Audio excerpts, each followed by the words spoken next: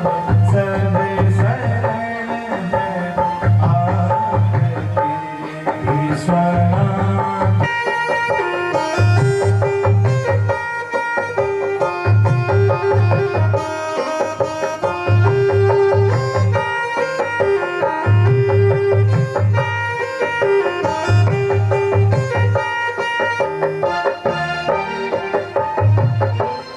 ये जो तेरा त्रिशूल है ब्रह्म शक्ति स्वरूप है ये जो तेरा त्रिशूल है ब्रह्म शक्ति स्वरूप है। तेरी जटा में गंगा विराज है तेरी जटा में गंगा विराज है। हम सब शरण है आपके विश्वनाथ जी। नमः कुलदेवताभ्यो नमः सर्वेभ्यो देवेभ्यो नमः।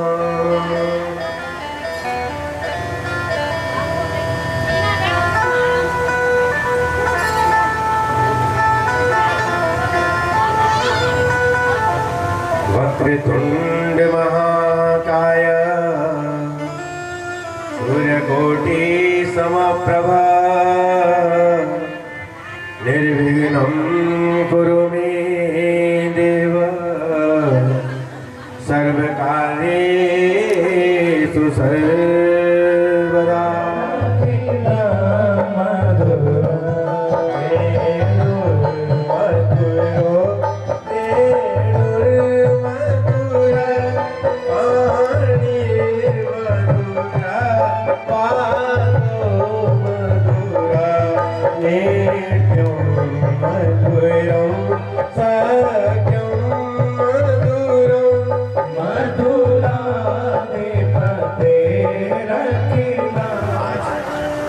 कथा का द्वितीय दिवस, कल प्रथम दिवस की अंतिम कथा आपने सुनी क्या? जब 18,000 श्लोकों की संहिता डाली है व्यास जी ने, ये तो परमहंसों की संहिता हो गई। सुनने वाला भी पहले कोई परमहंस मिल जाता। पुत्र को ढूंढा, विद्यार्थियों के 2-4 श्लोक रटाए, जाओ मेरा कृष्ण तो दूसरों के चित्त चोरने का काम करता है। और वही हुआ, और वही 18,000 श्लोकों की संहिता सुना डाली है अपने पुत्र सुखदेव जी को। और सुखदेव जी ने अपनी जो मुख रूपी मन रूपी जो चोंच लगाई है उस भागवत में, और रस से भाव विभोर कर दिया हो माना भागवत जी की कथा को। वही कथा आपके सामने मेरे सुखदेव जी के द्वारा कही कथा आप लोगों के सामने रखी जा रही है। आशा रखता हूं आप मन को एकाग्र करके ही कथा श्रवण करेंगे।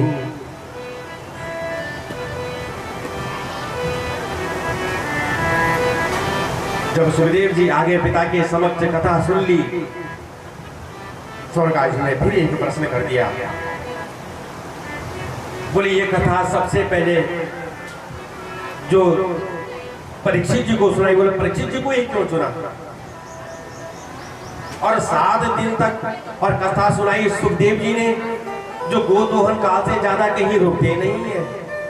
वो 7 दिन तक कथा कैसे सुनाई और परीक्षित जी को ही ये कथा क्यों सुनाई? तब परीक्षित जी का चरित्र चित्रण बता रहे हैं। सूत जी कहते हैं, यदा मृदे कौरव सिंजयाना वीरे स्वतो विगतिं गतेषु गदा विमर्श भग्नोरुदंडे धृतराष्ट्रपुत्रे। कहने लगे ऋषियों, ये उस समय की बात है जब महाभारत का युद्ध हुआ, कौरव और पांडवों के बीच में जो युद्ध हुआ उसमें पांडवों की विजय हुई थी। उसमें अंतिम जो युद्ध हुआ था वो दुर्योधन और भीम का हुआ था, सब लोग जानते हैं। उस अंतिम युद्ध में भीम ने अपनी गदा से दुर्योधन के गर्दन को भेदन कर दिया। धरती पर तड़पता हुआ दुर्योधन, सारे के सारे भाई मर चुके हैं, उनके ऊपर चील कौवे मंडरा रहे हैं और घिसटते घिसटते दुर्योधन मानो अपने भाइयों के ऊपर से चील कौवों को भगा रहे हैं। ऐसी स्थिति आज दुर्योधन की हो गई। अश्वत्थामा पीछे से आए, जो दुर्योधन की स्थिति देखी तो कहने लगे, मित्र तुम्हारे बहुत उपकार है मुझ पर, तुम्हारा वो राज वैभव मैंने देखा है और आज भी इस दशा को मैं देख रहा हूँ। कहो मित्र मैं तुम्हारे लिए क्या कर सकता हूँ। दुर्योधन ने कहा, मित्र वो तो 5 थे, हम 100 हैं, आज एक भी जीवित नहीं है। उन 5 में से यदि एक को भी मृत्यु मिलती तो मेरे हृदय को कुछ तो ठंडक मिलती, कुछ तो शांति मिलती। अश्वत्थामा ने कहा, तुम एक ही बात करते हो, मैं 5 के सर काट करके तुम्हारे सामने रख देता हूँ। इतना कहा और चल दिया। जोश में आकर के कह तो दिया, जाते जाते मन में एक विचार, 5 पांडव, श्रेष्ठ धनुर्धर, श्रेष्ठ गदाधर, मैंने कह तो दिया, लेकिन ये सब होगा कैसे। मन में एक बात आई अश्वत्थामा की, एक काक उलूकन न्याय एक विधि है। ये कौन सी विधि है। एक पेड़ पर बहुत सारे कौवे बैठे थे रात्रि के समय।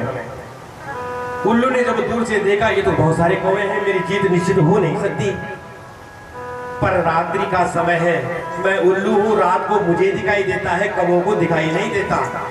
समय का फायदा उठाया और उस अकेले उल्लू ने सारे कौवों पर हमला बोल दिया। उसमें से कुछ कौवों को मार दिया, कुछ कौवे भागे और एक होने के बाद भी उल्लू की विजय हुई। इसको कहते हैं काक उलूकन न्याय। इसी न्याय को अपनाते हुए अश्वत्थामा भी चल दिया 5 पांडवों को मारने के लिए। पर कहते हैं ना, जिसके साथ साक्षात भगवान हो भला उसे कौन मारे। वहां मेरे कृष्ण ने बोला, पांडवों अरे भैया आज तो विजय की रात्रि है, इतना बड़ा युद्ध तुम जीते हो और तुम घर के अंदर क्या कर रहे हो, चलो बाहर आंगन में आज विजय उत्सव मनाया जाए। 5 पांडवों को लेकर के चले गए और 5 पांडवों ने जो स्वयं बिल्कुल 5 पांडव की तरह ही दिखते थे, 5 पांडवों के जो पुत्र थे, उनको अपनी अपनी सैया पर सुला दिया और बाहर आंगन में चल दिए जो सब बनाने के लिए भगवान की लीला है और कुछ भी नहीं। यहाँ अश्वत्थामा ने देखा 5 पांडव सोए हैं, 5 पांडवों के सर को काट करके एक कटोरे में रखा और चल दिया दुर्योधन के पास। बोले, मित्र तूने कहा था किसी एक को मैं 5 के 5 सर को काट के, जो दुर्योधन के मन में दुविधा हो गई, ये तो अभी गया और अभी 5 पांडवों के सर को काट के ले आए कि गाजर मूली खाने का काम है, ये कैसे संभव हो सकता है। जो कपड़ा वस्त्र जो हटाया सो देखा 5 पांडव नहीं, उनके पुत्रों के जो है धड़ है।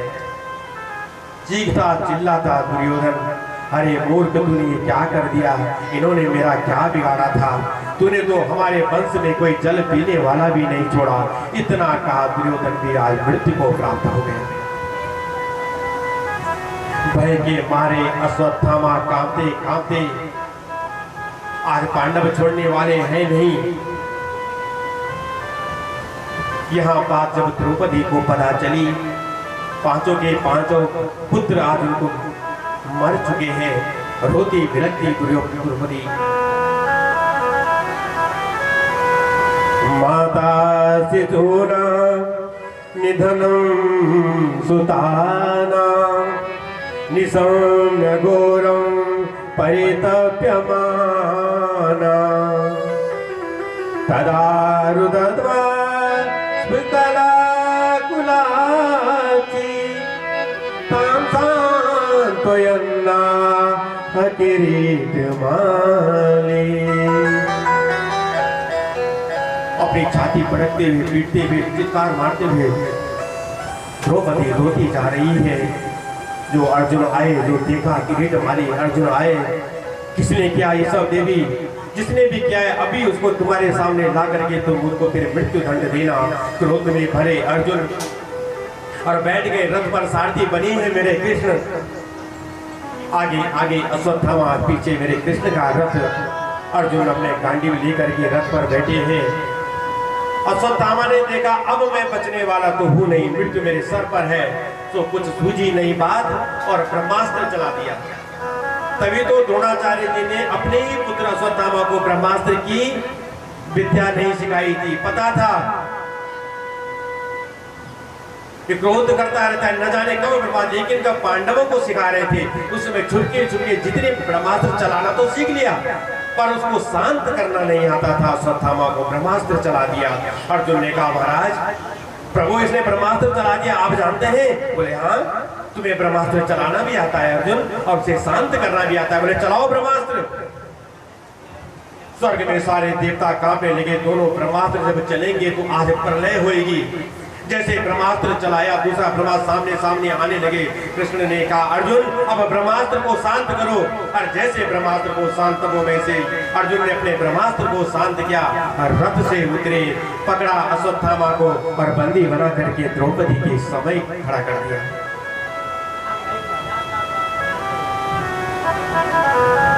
पर देखो माता का हृदय, तभी तो कहते हैं स्त्री का हृदय बहुत विशाल और गहरा, समुद्र की तरह गहरा होता है। द्रौपदी ने देखा अश्वत्थामा को और अर्जुन बंदी बना करके लाए हैं। मुच्यता मुच्यता में ब्राह्मणो नितराम गुरु। अरे छोड़ो इन्हें, मुच्यताम मुच्यताम, इनको छोड़ो, बंधन मुक्त करो। अर्जुन ने कहा बोली देवी इस पर दया करती हो? बोले नहीं। द्रौपदी कहने लगी अर्जुन पता है ये कौन है? ये तुम्हारे गुरु के पुत्र अश्वत्थामा है, जिन्होंने एक ऐसी विद्या छोड़ी नहीं जो तुम्हें सिखाई न हो, और केवल तुम्हें सिखाई है। ये तुम्हारे गुरु का पुत्र है, और गुरु का पुत्र तो गुरु की तरह दंडनीय होता है। तुम इसको बंदी बना करके लाए हो और बंधन मुक्त कर दिया आज द्रौपदी ने अश्वत्थामा को। देवी इस पर दया करना ये अच्छी बात नहीं। द्रौपदी कहती है मैंने इस पर दया नहीं की है, मुझे तो इसकी मां पर दया आती है। अरे अर्जुन मेरे साथ आज भी 5 पतियों का अवलंब मुझे आज भी प्राप्त है, पर इस देवी के पति तो पहले ही स्वर्ग सिधार चुके हैं। यदि इसके पुत्र को भी हमने मार दिया, इसकी माता का क्या विलाप होगा? वो कैसे जिएगी? मैं इस पर दया नहीं, इसकी मां पर दया कर रही हूँ। फिर तुम कहते हो कि मां की दया पुत्र भी हो कैसा होता है, सो मुझसे अधिक तुम नहीं जानते। तो अर्जुन दूर करो दुख मेरा हमारे बारी जी, दूर करो दुख मेरा काके बिहारी जी, दूर करो दुख मेरा कुंज बिहारी जी। भगवान ने उत्तरा के गर्भ में जाकर के और उत्तरा के गर्भ को रक्षित किया। मेरे प्रभु का एक नाम और बढ़ गया।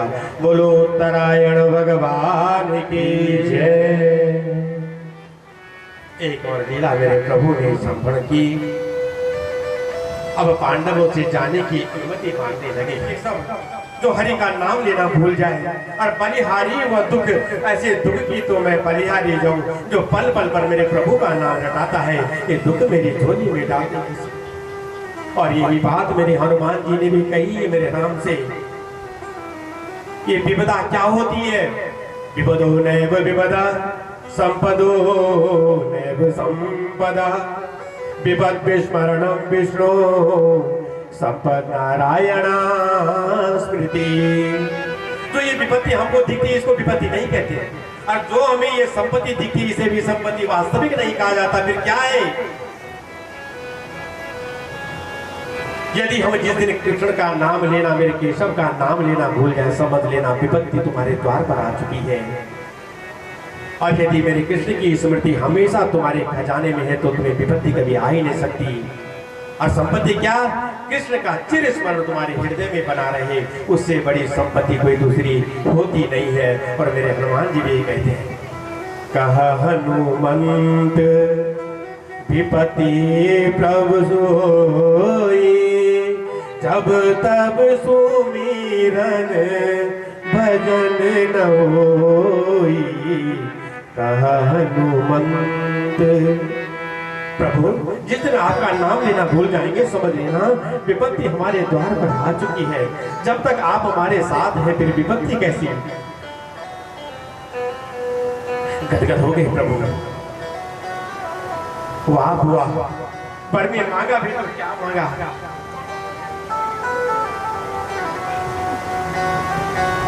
कुंती मैया वात्सल्य और दास्य भाग दोनों की स्वामिनी है और हनुमान जी दास्य भाग के दास्य बेटी के स्वामी है। चरणों में देख करके भगवान का स्तवन करते हैं। कुंती मैया के दास्य और वात्सल्य क्यों कहा मैंने? पहले तो भगवान समझती है तो दास्य बन जाती है।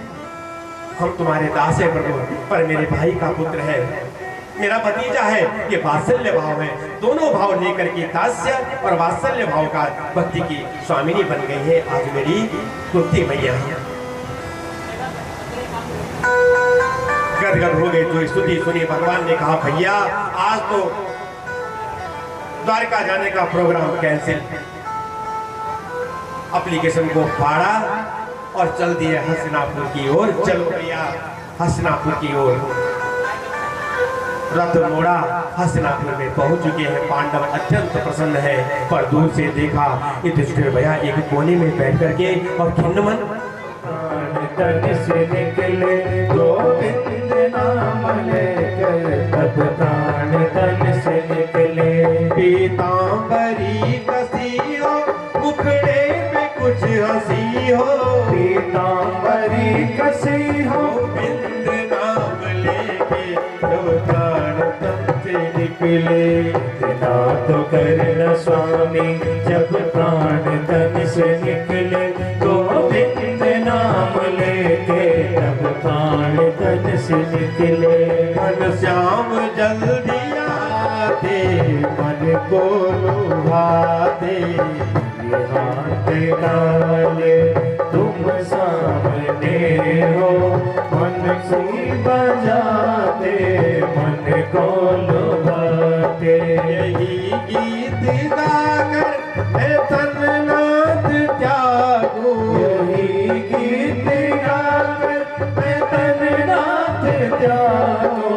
ये नाथ नारायण वासुदेव, श्री कृष्ण गोविंद हरे मुरारे, हे नाथ नारायण वासुदेव। ये नाथ नारायण। वासुदेव।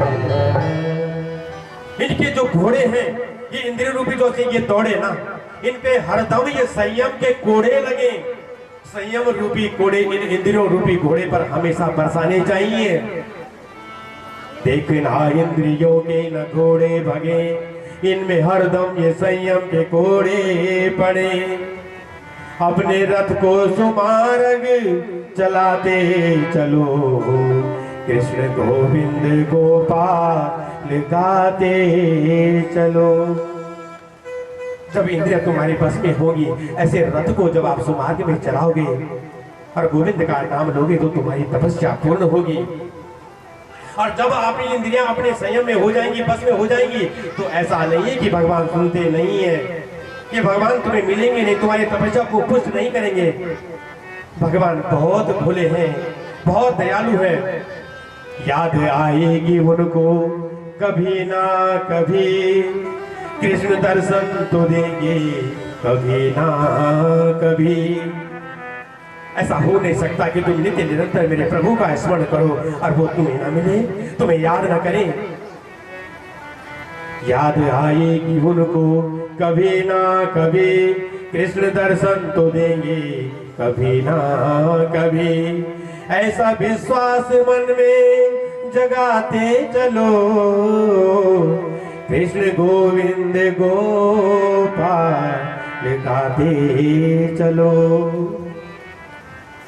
एक एक बात आज मेरे सुखदेव बाबा और राजा परीक्षित को बता रहे हैं। किस प्रकार से तपस्या में आपको बैठना है, कैसे इंद्रियाध्यास करना है, अपने इंद्रियों को कैसे बस में करना है, मृत्यु सुधारने के जो एक एक बात बताई है, ये सब बताई रहे पर ध्यान आ गया। इतनी कथा कर दी और मैंने कथा प्रारंभ से पहले और मेरे प्रभु का मंगलाचरण तो किया नहीं। सुखदेव बाबा सोचने लगे कि मैंने मंगलाचरण किया नहीं और इतनी कथा राजा परीक्षित को सुना दी। और किसी भी शुभ काम को करने से पहले मंगलाचरण तो जरूरी है, पर बोलते हैं समर्थ को नहीं दोष सही, समर्थवान पर कोई दोष लगता ही नहीं है। अब सुखदेव बाबा मेरे भगवान का स्तवन करने लगे। एक संत तो ये भी कहते हैं कि इतनी देर में मंगलाचरण करने की एक बात और भी थी। पहले पूछा कि मृत्यु कैसे सुधरे, भगवान की लीलाएं क्या है, लेकिन अब भगवान का स्वरूप जैसा राजा परीक्षित ने पूछा, भगवान का स्वरूप कैसा है, उनका चरित्र कैसा है, तो उनका चरित्र बताने के लिए भगवान की कृपा का होना अत्यंत आवश्यक है। इसलिए मेरे सुखदेव बाबा ने अपने इष्ट को, मेरे कृष्ण को स्मरण किया है। यद कीर्तनम यद स्मरणम यदीक्षणम यद बंधनम यद श्रवणम यदर्हणम लोकस्य सद्यो विदनोति कल्मषम् तस्मै सुभद्रा श्रवसी नमो नमः। जिनके कीर्तन श्रवण स्मरण करने मात्र से मनुष्य के पाप ताप और संताप एक क्षण में समाप्त हो जाया करते हैं, ऐसे कृष्ण के चरणों में मैं वंदन करता हूँ, कोटि कोटि प्रणाम है। बड़ा सुंदर भगवान का मंगलाचरण किया। आप बने हरि नाई सबसे ऊंची, प्रेम सदाए सबसे ऊंची, प्रेम सदाए। प्रेम के बस अर्जुन रथ हाँ क्यों, प्रेम के बस अर्जुन रथ हाँ क्यों, भूल गए ठकुराई सबसे ऊंची, प्रेम सगाई सबसे ऊंची, प्रेम सगाई। ऐसी प्रीत बड़ी वृंदावन, ऐसी प्रीत बड़ी वृंदावन, ऐसी प्रीत बड़ी वृंदावन, ऐसी प्रीत बड़ी वृंदावन। काम से भी ज्यादा भयंकर है क्रोध। क्रोध में मेरे सरकारी ऋषियों ने और उनको साबित कर दिया, 3 जन्म तक तुम राक्षस योनि में भटकोगी, 3 जन्मों के राक्षस बना दिया। और जब ये वार्तालाप चली रहा था, साक्षात मैंने नारायण स्वकक्ष से आए, जैसे द्वार पर आए सरकारी ऋषियों ने जो नारायण के दर्शन किए, साष्टांग दंडवत। संत जब तपस्या में लीन रहते हैं तब जाकर के एक क्षण आपके चरणों के उनको दर्शन होते हैं। और इस राक्षस को तो देखो, मरते मरते भी बड़ी बड़ी विशाल आंखों से और तुम्हारे दर्शन करता है, इससे बड़ा भाग्यशाली मुझे लगता नहीं कि इस संसार में कोई दूसरा है। प्रसन्न हो गए देवता, गदगद होकर के कहने लगे, प्रभु आपने इस राक्षस का समाप्त करके हम पर बहुत बड़ा उपकार किया है। भगवान ने आज हिरण्याक्ष का वध किया, धरती को वापस अपने स्थान पर नियुक्त किया और अब मनु शतरूपा को कहा आपको सृष्टि की रचना करनी है। मनु शतरूपा की 5 संतानें हुई,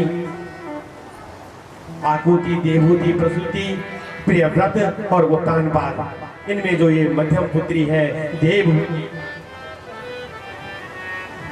इनका विवाह होता है कर्दम ऋषि के साथ।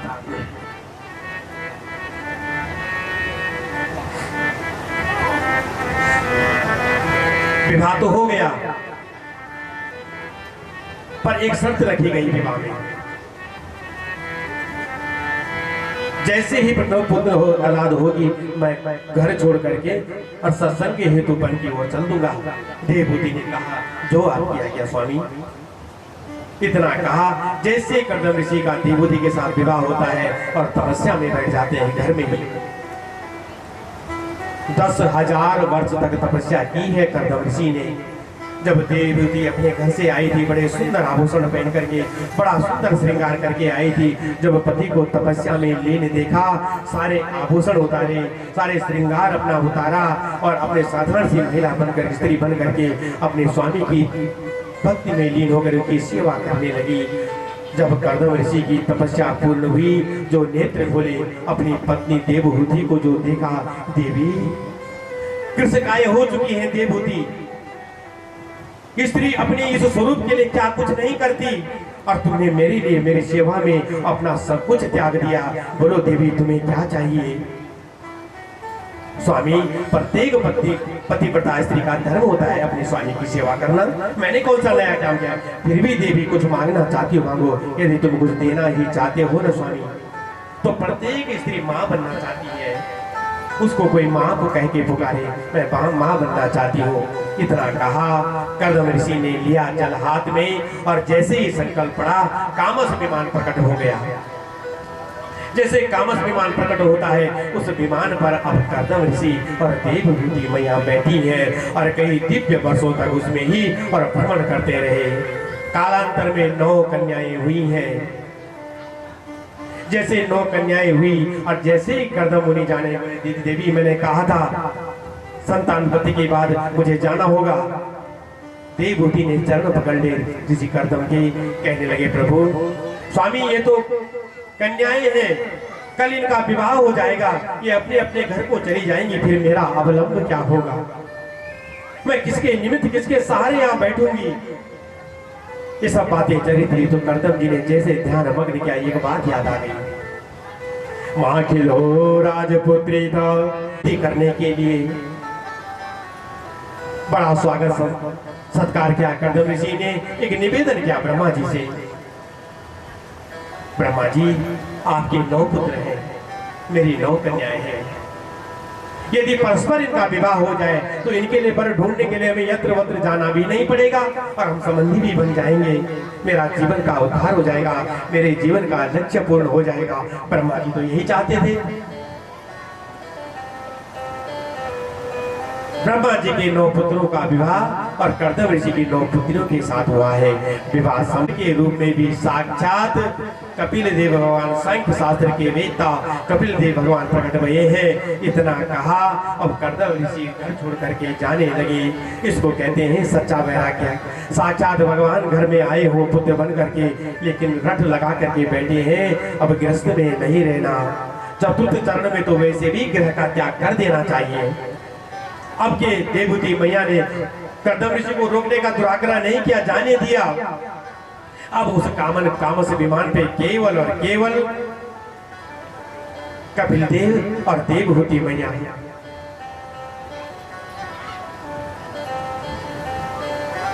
आज कपिल देव जी ने देवहूति मैया को 8 अध्याय में, इसको बोलते हैं कपिलाष्टाध्यायी, 8 अध्याय में देवहूति मैया को बड़ा सुंदर उपदेश दिया है।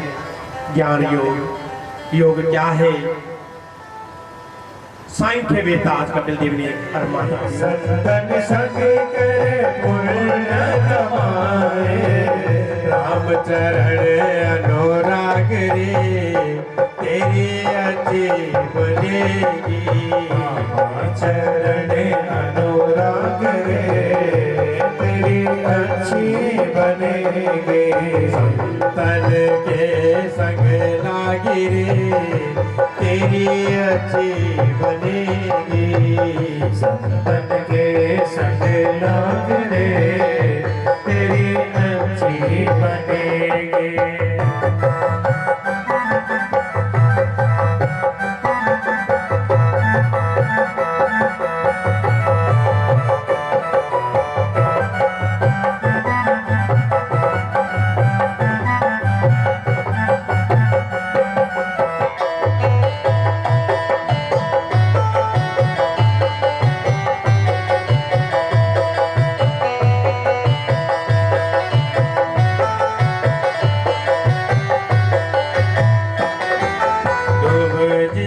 बन गई प्रहलाद जी की बन गई, ध्रुव जी की बन गई, प्रहलाद जी बन गई।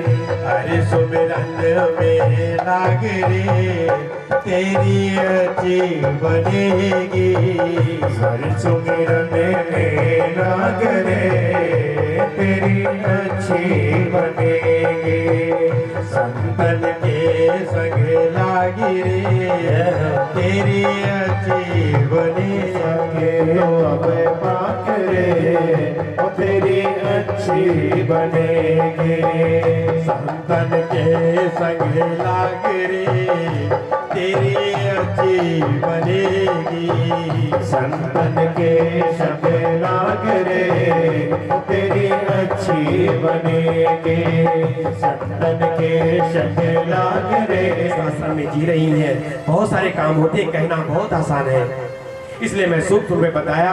यहाँ पर बड़ा सुंदर कपिल भगवान ने अपनी मैया को 8 अध्यायों में कपिलाष्टाध्याय के माध्यम से बड़ा सुंदर उपदेश दिया।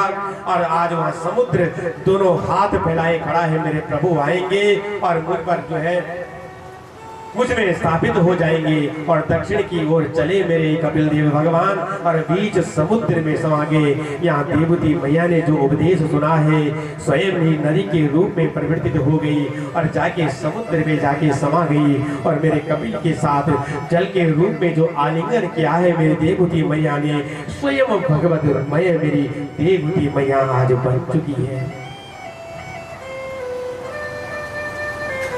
खेल सारा मन का है। परीक्षित जी ने बड़ा सुंदर प्रश्न किया। सृष्टि वर्णन की बात चल रही है।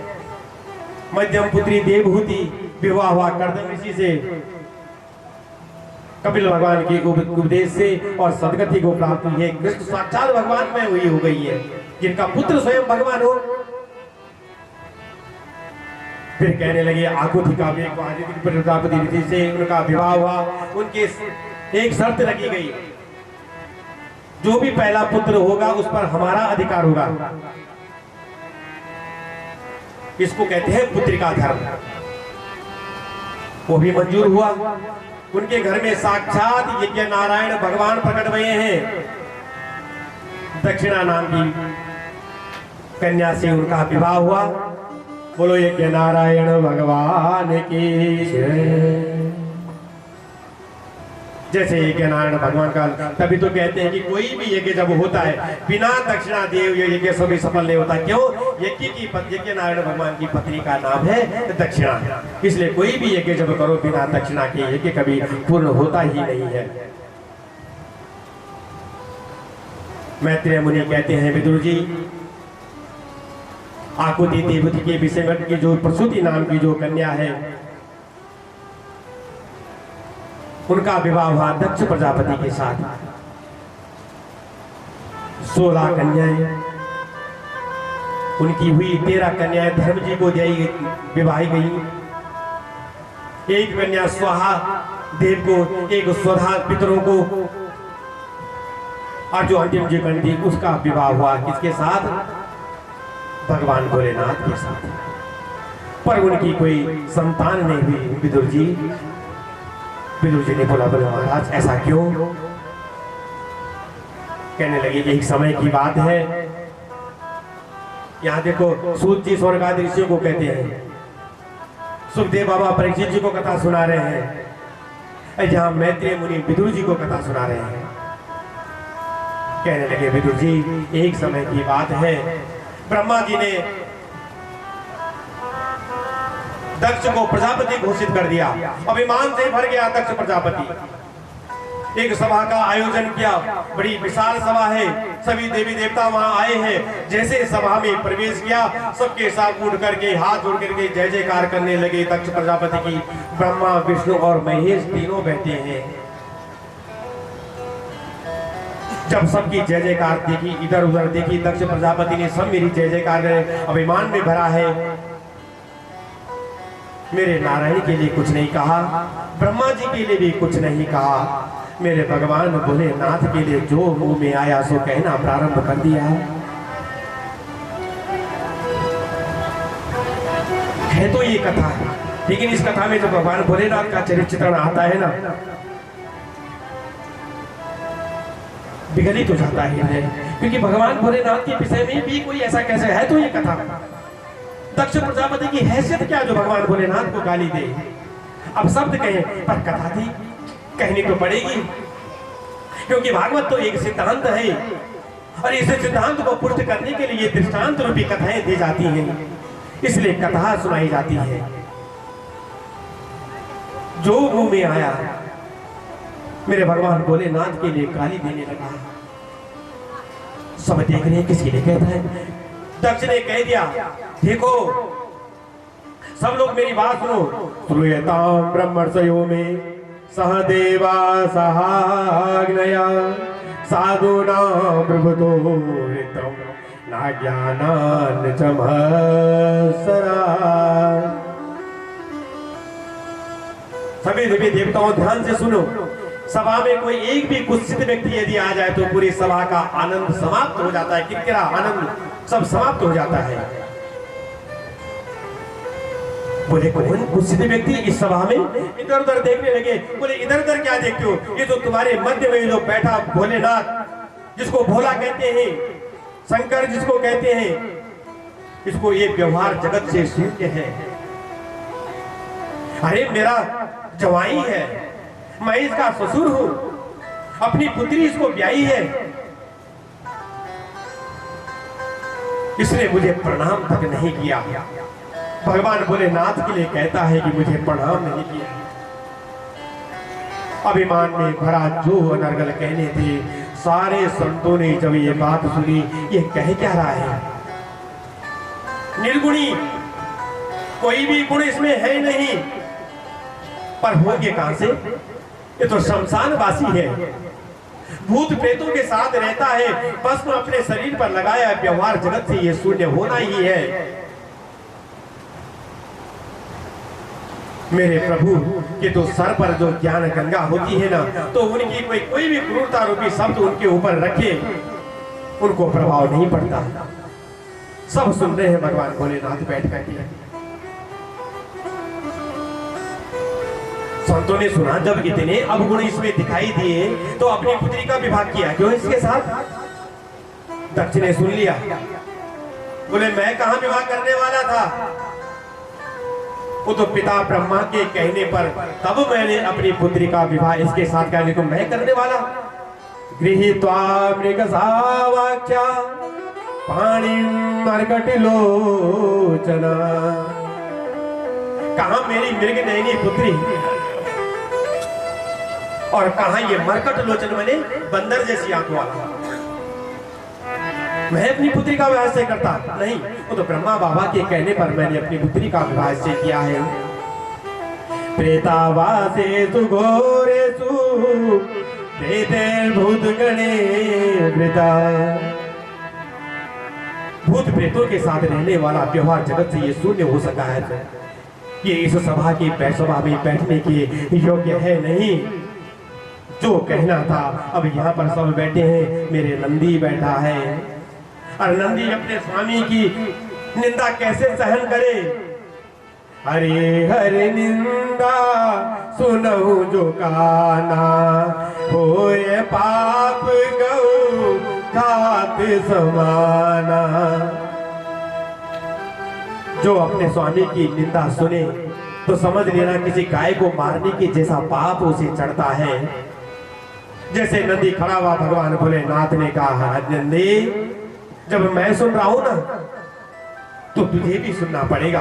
अरे मेरे ससुर हैं, कहने दे जो कहते हैं।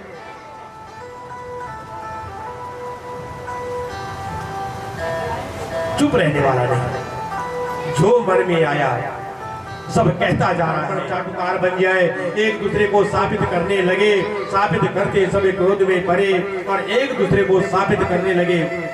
जो देखा सभा का आनंद कुछ किरकिरा सा हो गया। भगवान भोलेनाथ जा चुके हैं, सभा समाप्त तो हो गई, पर कहते हैं ना सगे मित्र जब शत्रु बनते हैं ना तो लाख प्रयास करें, वो गांठ जो बंध जाती है ना शत्रुता की, वो टूटती नहीं। रही मन धागा प्रेम का, जो तोड़े चटका। रही मन धागा प्रेम का, जो तोड़े चटकान टूटे से फिर ना जुड़े टूटे काट पड़ जा ये रही माँ टूटे काट पड़ जाए। ये तो ऐसी गांठ है जो चाह के भी जो टूटने वाली नहीं है, वो गांठ पड़ चुकी है। मन से उस बात का निग्रह हटाया नहीं तो बात को दक्ष ने अब बहुत बड़ा एक यज्ञ किया है हरिद्वार में कनखल नाम के स्थान पर। यज्ञ में सारे देवी देवताओं को बुलाया है और यज्ञ कोई साधारण नहीं, बृहस्पति सब नाम का बहुत बड़ा यज्ञ है जो कनखल में हुआ था। आप सब लोगों ने कथा सुनी होगी, आजकल को तो टीवी में सारे सीरियल नाटक चल रहे हैं। बहुत बड़ा यज्ञ हुआ है, सबको बुलाया है, पर मेरे भगवान भोलेनाथ के लिए कोई निमंत्रण नहीं है। और सारे विमान आज भगवान के धाम से ही होते हुए जा रहे हैं, कैलाश पर्वत से हो रहे हैं, क्योंकि कहते हैं दो मित्र जब शत्रु बनते हैं तो तीसरा इसका बड़ा फायदा उठाता है। और जो देवता जो भगवान के को अच्छा नहीं मानते होंगे वो भी जानबूझ के अपने विमान को और कैलाश पर्वत से उड़ाते हुए चलते हरिद्वार की ओर जा रहे हैं। एक विमान से कुछ देवियां बैठी हैं, तो सती मैया को कह दिया, देवी चलोगी नहीं? बोले कहाँ? बोले तुम्हारे पिता ने बहुत बड़ा यज्ञ रखा है, चलोगी नहीं? और पुत्री का स्वभाव देखो ना, पिता ने इतना बड़ा अभिमान किया, निमंत्रण नहीं दिया, लेकिन कहा कि यदि मैं झट से कह दूंगी मुझे तो कहा नहीं, तो ये सब हंसेंगे, ये प्रसन्न होंगे, मेरे पिता की निंदा करेंगे, मेरी माता की निंदा करेंगे, और ये निंदा मुझसे देखी नहीं जाएगी। सो कह दिया तुम चलो मैं आती हूँ। इतना कहा, मन कुछ क्षोभ है, विगलित हो गया सती मैया का मन। मेरे पिता सबसे अधिक प्रेम मुझसे करते हैं और मुझे ही नहीं बुलाया, कारण क्या है? धीरे धीरे बड़ी है तो तपस्या में बैठे, नेत्र बंद करके मेरे भगवान भोलेनाथ बैठे हैं, चरण दबाने लगे। भगवान भोलेनाथ ने नेत्र खोले, देवी क्या बात है? बोले स्वामी, प्रत्येक पतिव्रता स्त्री का कर्तव्य है वो अपने पति की सेवा करे, सो मैं भी तो सेवा कर रही हूँ, चरण दबा रही हूँ। हे सती, मैं तुम्हारे स्वभाव को जानता हूँ, तुम मेरी पत्नी हो, तुम्हारे मन में क्या चल रहा है कहो ना। और देखो सती मैया की शब्द शैली, मेरे भागवत जी की शब्द शैली तो देखो, प्रजापतिस्ते स्वसुरस्य सांप्रतम निर्यापितोय यमहो सब किला वयं च तत्रा विश्राम वामते यद्यर्थितामि विबुधा व्रजन्ति। स्वामी, प्रजापति से ससुरस्य, ऐसा नहीं कहा कि मेरे पिता यज्ञ कर रहे हैं, नहीं, तुम्हारे जो ससुर है ना वो एक बहुत बड़ा यज्ञ करने जा रहे हैं, चलोगे नहीं? सोचा कि ससुर का नाम लूंगी तो मेरे पिता के प्रति के भाव में जो कुछ क्षण के लिए जो एक भाव बना होगा वो भाव समाप्त हो जाए, प्रेम भाव से उत्पोत हो जाए, इसलिए कहा तुम्हारे ससुर ने, इसलिए चलोगे नहीं? हम सबको वहां चलना चाहिए। भगवान भोलेनाथ ने तो झट से कह दिया, देवी आमंत्रण आया है। स्वामी, आमंत्रण तो नहीं आया, पर ऐसा हो भी नहीं सकता। मेरे जो पिता हैं सबसे ज्यादा प्रेम मुझसे करते हैं, सबसे छोटी हूँ, मुझसे बहुत प्रेम करते हैं। बड़े बड़े यज्ञ जब होते हैं ना स्वामी, तो ये छोटी मोटी भूल तो हो जाया करती है, पर ऐसा नहीं हो सकता कि वो मुझे बुलाने का प्रयास न करें, या मुझे बुलाना न चाहो। भगवान कहते हैं, देवी भला अपने ससुराल कौन न जाना चाहे? मुझे पता है ससुराल में बहुत सेवा होती है, प्रत्येक जवाई जाना चाहता है अपने ससुराल में, पर जाए तो जाए कैसे? निमंत्रण कोई आया नहीं है और तुम ऐसी जगह जाने के लिए कहते हो।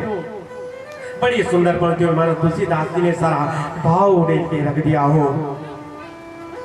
आवत ही हर से नहीं नैनन नहीं सने।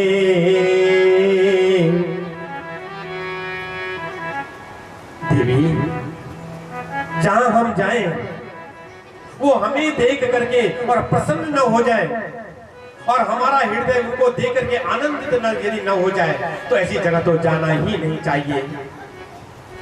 आवते ही हर से नहीं नैनन नहीं सने, तुलसी तहां न जाए चाहे कंचन बरसेगे।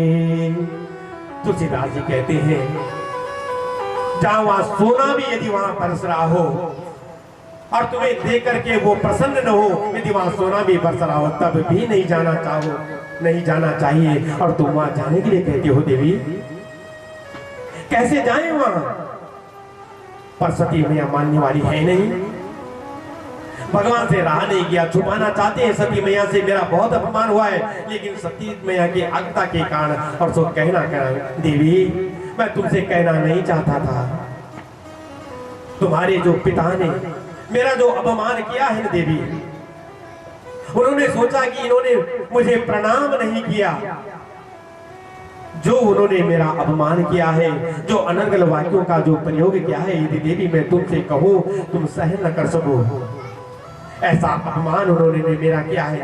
सत्यम विशुद्धम वसुदेव शब्दितम यदि यदेत त्रिपुमान पाविता सत्वे च तस्मिन् भगवान वासुदेवो यदोक्षजो मे नमसा विधीयते।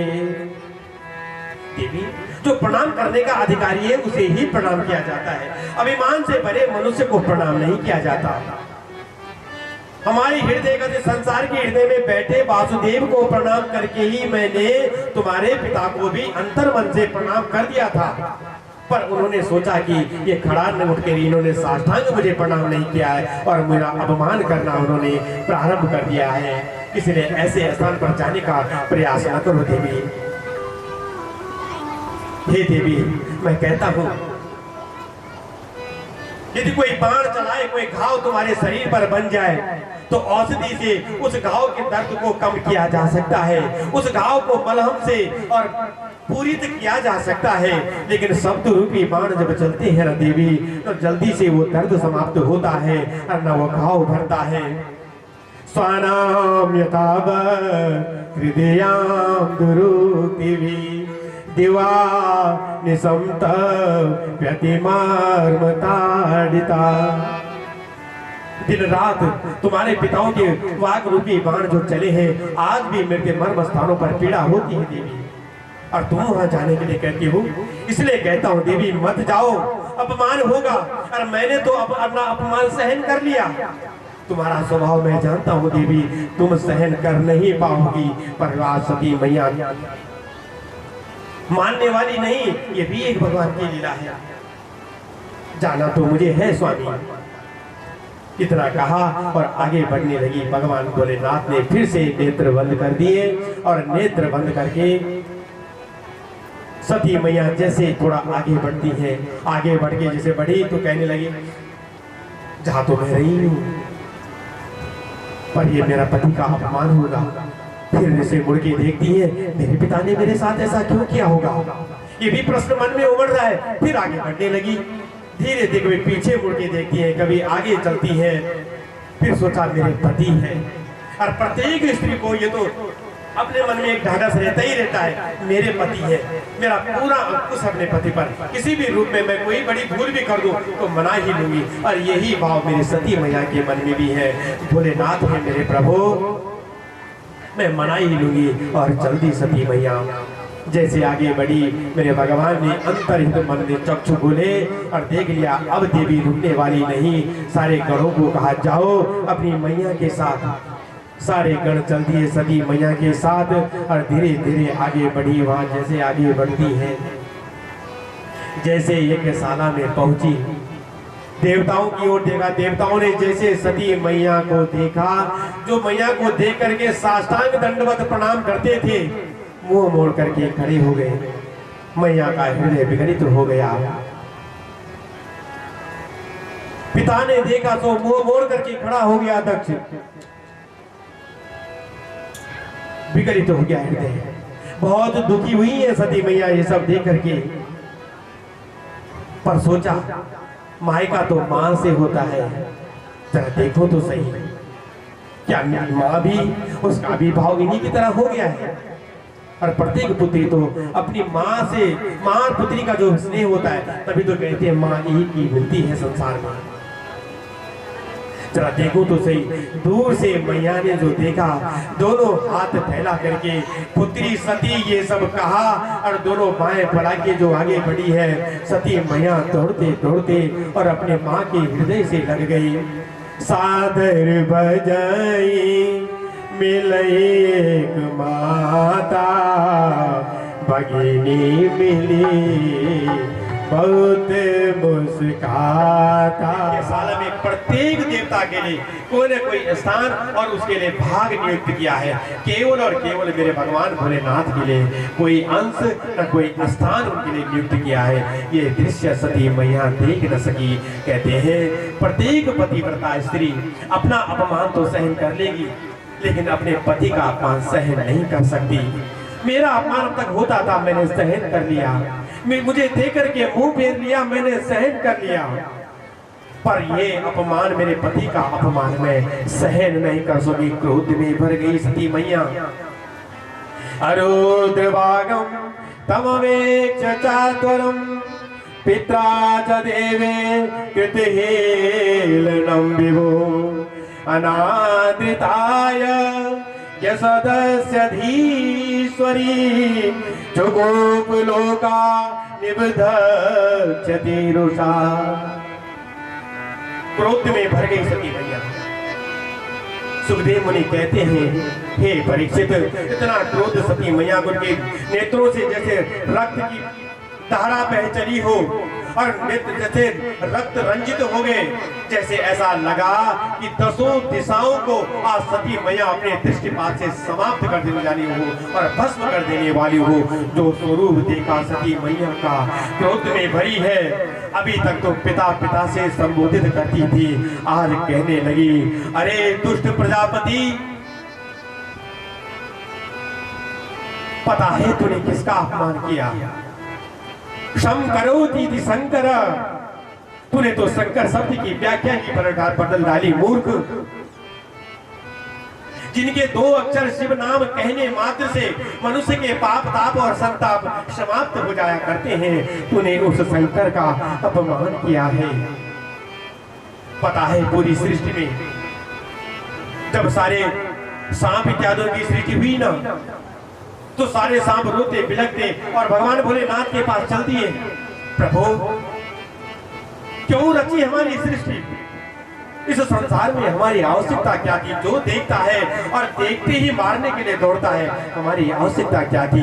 बोले कोई तुम्हें नहीं अपनाता ना, मैं तुम्हें अपनाऊंगा। अपने गले में धारण कर लिया। भूत प्रेत सारे भगवान भोलेनाथ के समक्ष आ गए। प्रभु मुझे लगता नहीं इस संसार में हमारी आवश्यकता है। बोले क्या हुआ? जैसे ही भूत प्रेत मनुष्य लोग हमें देखते हैं और हमें मंत्र जाप करके, हमें बोतल में बंद करके हमें दबा देते हैं, हमारा अपमान होता है। क्या आवश्यकता थी हमारी सृष्टि रूप जगत करने की? बोले पूरा संसार तुम्हें नहीं अपनाता ना, मैं तुम्हें अपनाता हूँ। और भगवान भोलेनाथ स्वयं शमशान में रहने लगे, भूत प्रेतों के साथ सबको अपना लिया। ऐसे भोलेनाथ, ये जो शमशान है ना, ये भगवान भोलेनाथ ने क्यों सब शमशान अपनाया? ज्ञान कांड के स्वामी है कौन? भगवान भोलेनाथ। और भक्ति कांड के स्वामी है कौन? मेरे कृष्ण। क्यों अपनाए? क्योंकि ज्ञान कांड के स्वामी है। शमशान में क्या, शमशान जो है ज्ञान की भूमि है। शमशान में ज्ञान जागता है, शमशान में वैराग्य पुष्ट होता है। आगे कथा में सुनाऊंगा, आज तो वैसे और कथाएं सुनी थी इसलिए मैंने शीघ्रता से कह रहा हूं। तीन प्रकार के वैराग्य होते हैं, अभी बताऊंगा। भगवान भोलेनाथ ने इसलिए शमशान भूमि को अपनाया है क्योंकि मनुष्य पूरे जीवन में ज्ञान को पा नहीं पाता। जब अंतिम समय आता है तब शमशान में ही आता है, तब उसे एहसास होता है कि मैं ज्ञान की भूमि पे आया हूँ, अब तेरा ज्ञान तो प्रकट हो करके रहेगा। इसलिए भगवान भोलेनाथ पहले ही शमशानवासी बनकर के बैठे हैं। अरे मनुष्य, हे जीव, तू जीवन भर संसार के माया बंधन में पड़ा रहेगा। अंतिम समय जब यहाँ शमशान पर आएगा तब मैं तुझे पूछूंगा। ये ज्ञान तेरे मन में पहले जाग जाता तो आज तुझे शमशान न देखना पड़ता। ध्यान गंगा मेरे प्रभु के मस्तक पर विराजमान रहती है। ऐसे भगवान भोलेनाथ का तूने हे दक्ष अपमान किया है।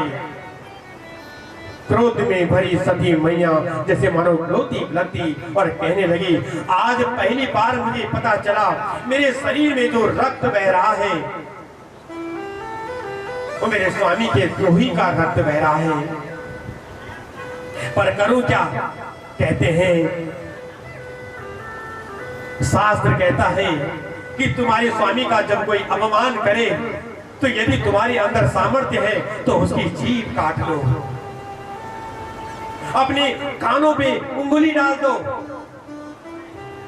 पर ये दुष्ट, हे दक्ष, मेरी व्यवस्था तो देख।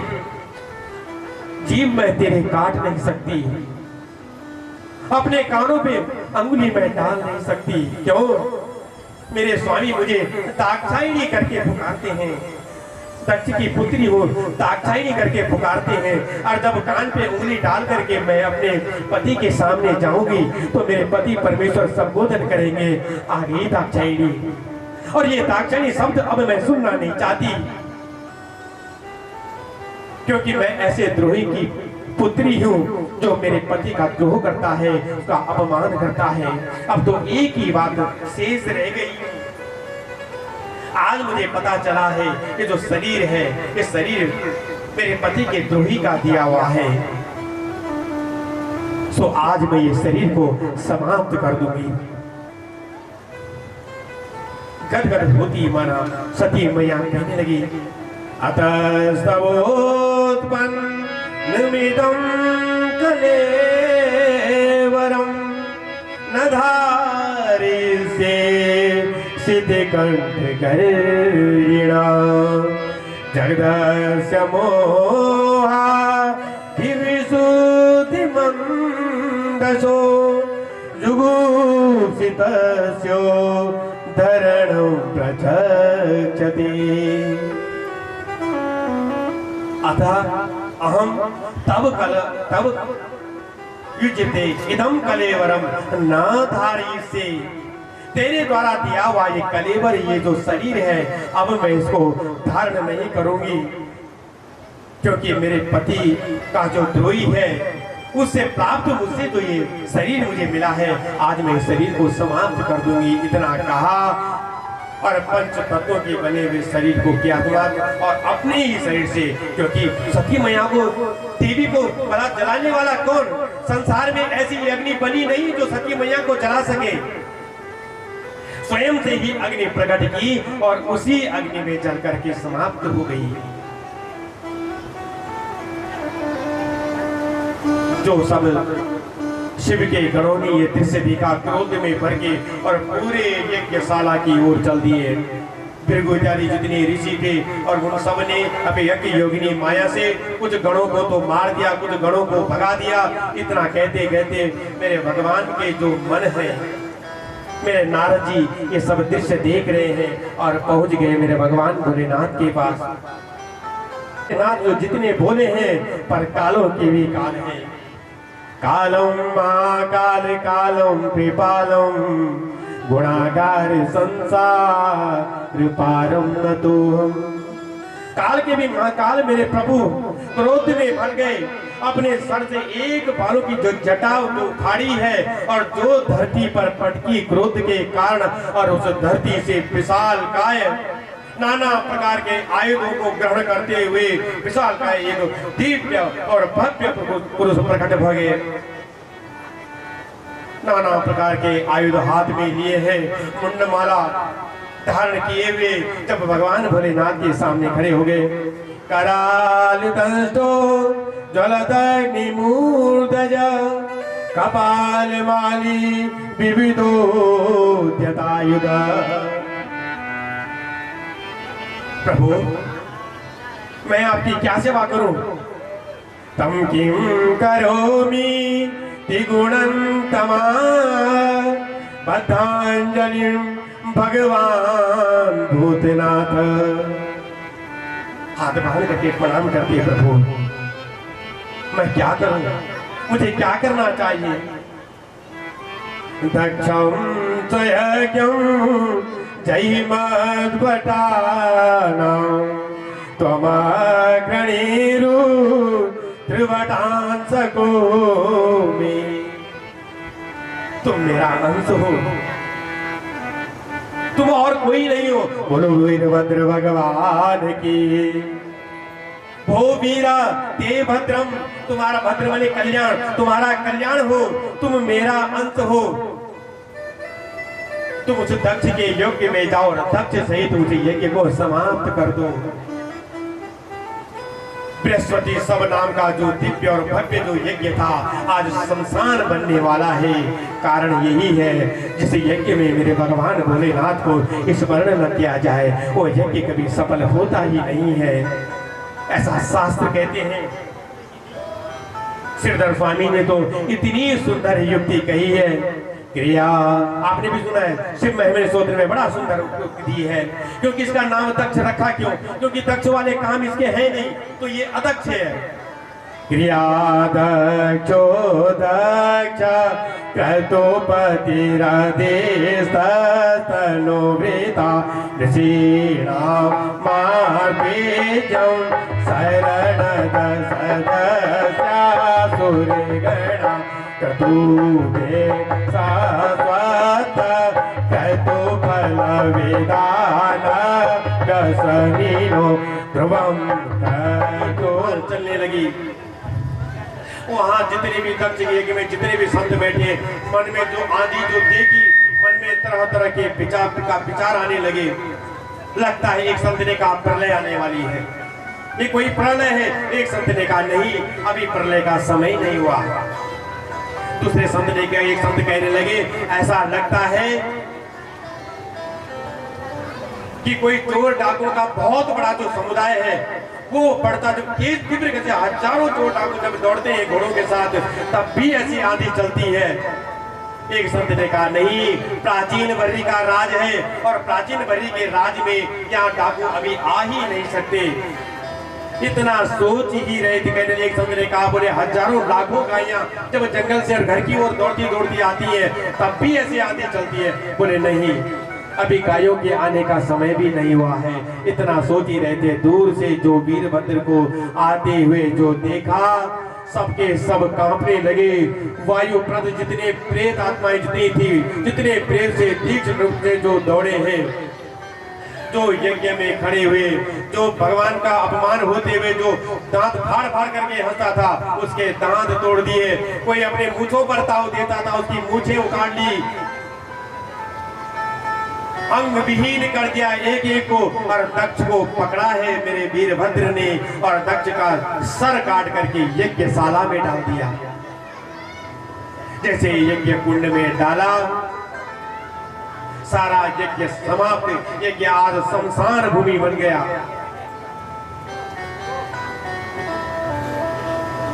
यहाँ जब सारे जो देवता जो ऋषि थे जो अंग भंग हो चुके हैं, जिनके लज्जित होने लगे, भगवान भोलेनाथ का अपमान किया। ब्रह्मा बाबा के पास चल दिए, बोले भगवान हमसे बहुत बड़ी भूल हुई, हमने साक्षात भगवान का अपमान किया है।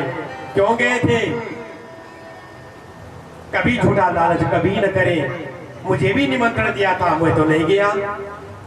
नारायण को भी निमंत्रण दिया था, वो भी नहीं गए, तो तुम क्यों चले गए? झूठा लालच किया ना। पर कोई बात नहीं, मेरे भगवान बहुत भोले हैं। सारे देवताओं को ऋषियों को एकत्रित किया और सब भगवान भोलेनाथ के पास चल दिए। ब्रह्मा बाबा कहने लगे महाराज, भगवान भोलेनाथ ने ब्रह्मा जी को प्रणाम किया। कहने लगे हे भोलेनाथ, ये सारे देवता खिन्न मनसा होकर के और प्रायश्चित है तो आपसे क्षमा याचना करने आए हैं। भगवान बहुत बोले हैं, क्षणे रुष्टा क्षणे तुष्टा रुष्टा तुष्टा क्षणे क्षणे। एक क्षण में क्रोधित हो जाते हैं, एक क्षण में मान जाते हैं। सारे देवताओं के अंग भंग जो रखते उनको पूरित किया। सभी देवता और भगवान भोलेनाथ की स्तुति करने लगे। प्रभु हमसे बहुत बड़ी भूल हुई है, जब आपने हमें क्षमा कर ही दिया ना प्रभु, तो अब उस यज्ञ को भी पूर्ण कर दीजिए। भगवान भोलेनाथ ने कहा उस यज्ञ में जाकर के मैं क्या करूं, मेरे लिए तो कोई स्थान नहीं है, कोई अंश नहीं है।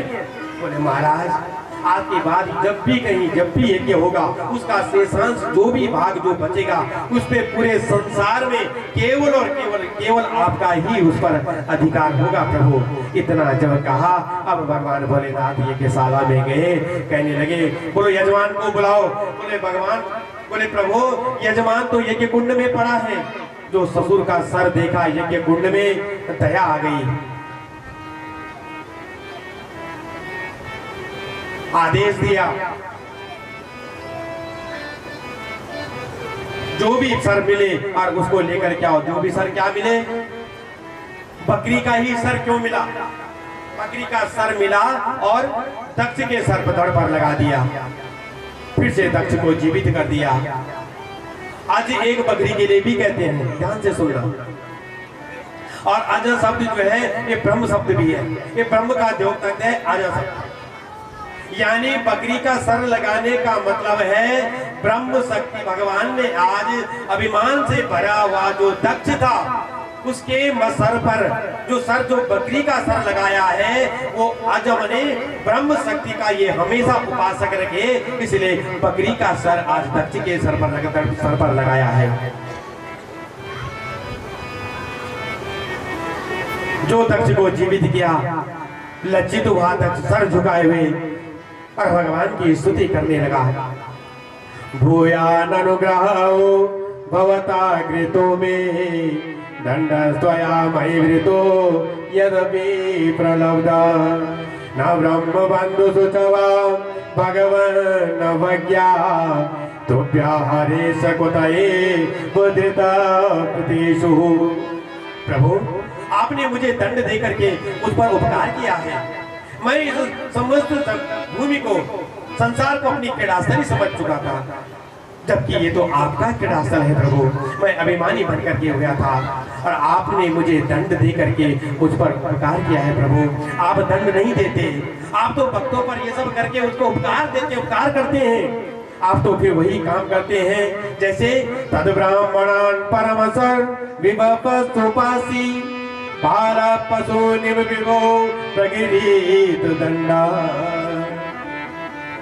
जैसे गाय हाँकने के लिए गाय हाँकने वाला छड़ी का इस्तेमाल करता है ना, वैसे ही जब कोई उदंड हो जाए कोई ब्राह्मण और कोई भी उदंडता दिखाने लगे तो ये आप दंड देकर के छड़ी का काम करते हैं प्रभु। प्रत्येक को सन्मार्ग पर ले जाने के लिए आप दंड रूपी छड़ी का जो प्रहार करते हैं, ये दंड नहीं है, ये तो हमारे ऊपर उपकार है प्रभु। इतना कहा, बड़ी सुंदर स्तुति की।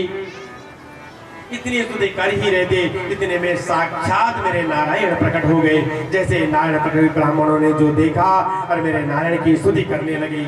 त्वं क्रतिस्त्वं भविस्त्वं हुतास स्वयं त्वं हि मंत्र समीदर्भ पात्राणि च त्वं सदस्यार्जुजो दंपति देवता अग्निहोत्रं सदासो आज्यं पशु। प्रभु ये जो यज्ञ आप देख रहे हैं ना, इस यज्ञ में जितने वस्तुओं का उपयोग हुआ है, इस यज्ञ की जो लकड़ी है ये भी आपका ही स्वरूप है। इसमें जो हवन सामग्री जो हम इसमें डाल रहे हैं ये भी आपका स्वरूप है। तुम करने वाले भी तुम ही हो। इसमें जो अग्नि प्रज्वलित वो भी आपका ही स्वरूप है। ये अग्नि के जो पशु हैं वो भी आप ही हैं प्रभु। आपसे कोई बात छुपी नहीं। इस संसार सर्वतीत आप हैं प्रभु। संसार चक्र केवल और केवल आपके इशारों पर चलता है प्रभु। इतना का ब्राह्मण ने बड़ी सुंदर स्तुति की। आज साक्षात नारायण और सारे ब्राह्मणों को, देवताओं को एकत्रित करके और उपदेश देने लगे।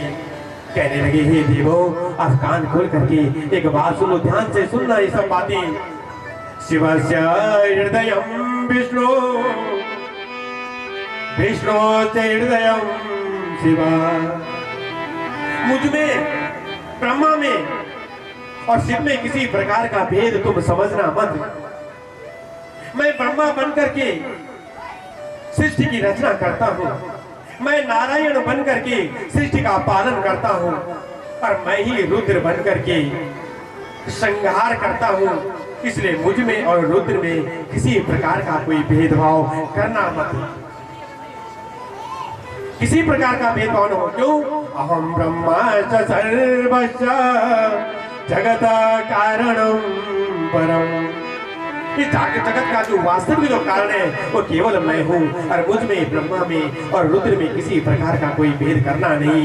इतना सुंदर उपदेश दिया और भगवान नारायण अंतर्धान हो गए, और मेरे भगवान भोलेनाथ भी अंतर्धान हो गए। ब्रह्मा जी स्व धाम को चल दिए।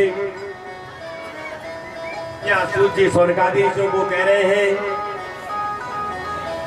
मैत्रेय मुनि विदुर जी को कह रहे हैं, कुंज बिहारी की गिरधर कृष्ण मुरारी के गले में बैजंती माला, गले में बैजंती माला।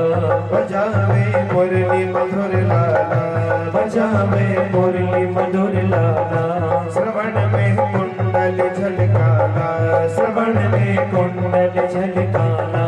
नंद के नंद मोहन ब्रिज चंद परम आनंद, राधिका रमण बिहारी के श्री गिरधर कृष्ण मुरारी के। आरती कुंज बिहारी की गिरधर कृष्ण मुरारी के। आरती कुंज बिहारी की गिरधर कृष्ण मुरारी के। गगन शम अंग कांति काले, गगन शम अंग कांति काले। श्री राधा दामन से आले, श्री राधा दामन से आले। लतन में ठाणे बनवाले, लतन में ठाणे बनवाले। कमर सी पलक कस्तूरी तिलक, चंद्र सी झलक ललित छवि श्यामा प्यारे के श्री गिरधर कृष्ण मुरारी के। यार मुरारी के। कनकमय मोर मुकुट बिन से, कनकमय मोर मुकुट बिन से। देवता दर्शन को तरसे, देवता दर्शन को तरसे। गगन सो सुमन बहुत बरसे, गगन सो सुमन बहुत बरसे। बजे तू जग मधुर मृदंग, ग्वाल ने संग लाल रखी गोप कुमारे के श्री गिरधर कृष्ण मुरारी के। आरती कुंज बिहारी की श्री गिरधर कृष्ण मुरारी के। आरती कुंज बिहारी की श्री गिरधर कृष्ण मुरारी के। चरण सो प्रगटे श्री गंगा, चरण सो प्रगटे श्री गंगा। सुकल मलिनासन श्री गंगा, सुकल मलिनासन श्री गंगा। सकल दुख हारण श्री गंगा, सकल दुख हारण श्री गंगा। हरे शिव सी जटा के बीच, हरे यज्ञ की चरण छवि श्री बनवारे के श्री गिरधर कृष्ण मुरारी के। आरती कुंज बिहारी की गिरधर कृष्ण मुरारी के। आरती कुंज बिहारी की गिरधर कृष्ण मुरारी के। कर्पूर गौरम करुणावतारम, संसार सारम भुजगेन्द्रहारम। सदा वसंतम हृदयारविंदे, भवं भवानी सहितं नमामि। त्वमेव माता जगता त्वमेव, त्वमेव बन्धु च त्वमेव, त्वमेव विद्या द्रविणं त्वमेव, त्वमेव सर्वं मम देवदेव। लीलापूजस्य मलकोमलानं, सीता समं देवी प्रपन्ना हरे प्रसीदं। प्रसीद मातर जगदोऽखिलस्य, प्रसीद विश्वेश्वर पाहि वेश। त्वमेश्वरी देवी चराचरस्य, मनोजवं मारुतुल्यवेगं। जितेन्द्रियं बुद्धिमतां वरिष्ठं, वादात्मजं प्राणरयोगमोक्षं। श्रीरामदूतं शरणं प्रपद्ये, श्रीरामभक्तं शरणं प्रपद्ये। रज राम राम राम, रज राम राम राम, रज राम राम राम, रज राम राम राम। सीता राम राम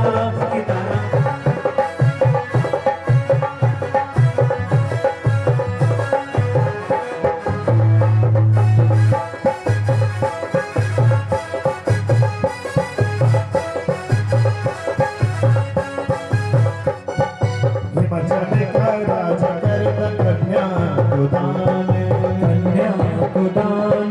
तिरछू किनारे पार्वती संग फेरा फेरला शंकर भगवान तिरछू किनारे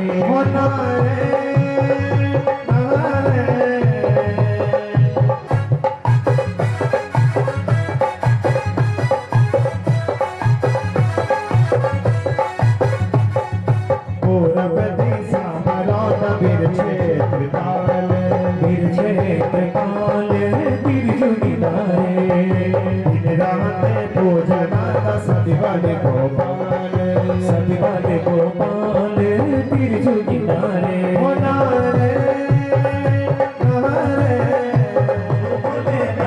अरे सगे मांगी राज देवी हो पार्वती माता सगे मावे राज दीदी हो पार्वती माता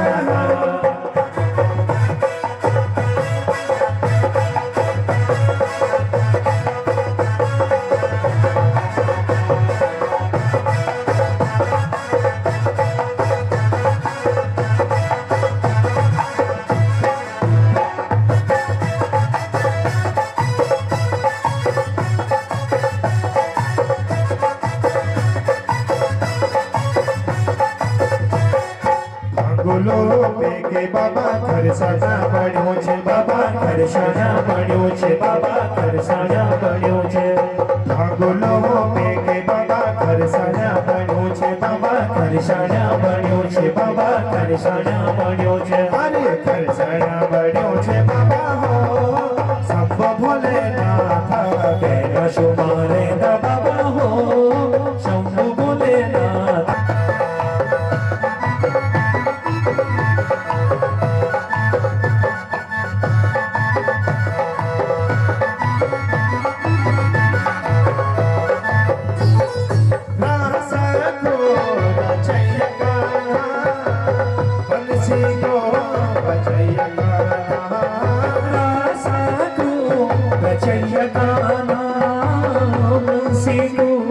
बजैया गाना